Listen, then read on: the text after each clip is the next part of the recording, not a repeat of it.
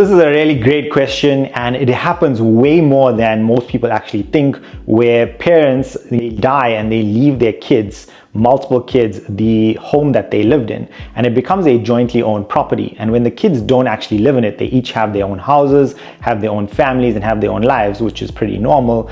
They then take their parents' home and they rent it out. They don't want to sell it, or maybe they rent it out and eventually want to sell it later. This is common, and I'm going to break it down on what happens when an investment property which is jointly owned gets sold and split three ways. For this example, we have John, Peter, and Lucy. They own this property that they inherited from their parents, and they each own it in their personal names, 33% each, fairly across the three of them. This property is rented out, so it's basically an investment property.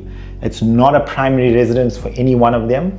So it's an investment property. The main thing that you've got to understand is what is the base cost of this property, because it was inherited. Now, when something gets inherited, it gets put either into the estate or into the trust, depending on how their situation is, but it looks like it went into the estate here and got split. When it gets put into the estate, it gets put in at the market value. Now, what is the market value when someone passes away and leaves their asset in the estate?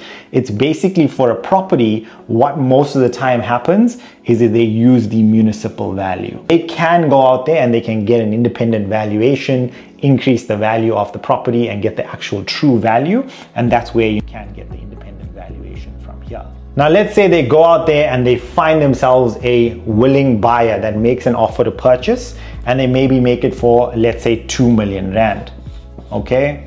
The base cost of the property that they inherited based on the estate value and the market value that they inherited based on the estate, let's say that was 900,000 rand. They made a capital gain of 1.1 million rand.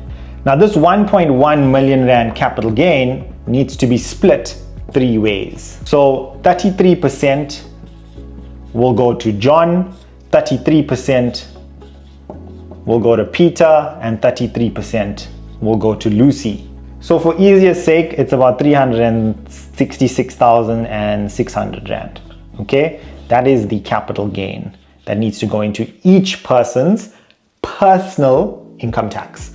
Now, each person can use the annual allowance of 40,000 rand each. So he'll get 40,000, he'll get 40,000, she'll get 40,000 rand annual allowance, and only 40% of the gain. So 40% of the gain will be 130,652 rand. So 130,652 rand will go into John's taxable income, Peter's taxable income, and Lucy's taxable income. Now, if John is taxed at 45%, he will pay 45% on that. If Peter is on a different bracket, let's say he's on a 35% bracket, he'll pay 35% of that. And let's say Lucy is on an 18% bracket, then Lucy will only pay 18% of 130,652. So the capital gain, it gets split between the three people, and I really hope this example helped you understand a little bit more about owning something jointly and having a gain and splitting it out between siblings or multiple different individuals, and how it works. And yeah, you can utilize it going forward. Don't forget to like, share, and comment on this video if you really enjoyed this type of content. Drop them in the comment section below. And as always, thank you for the support, and I really appreciate it.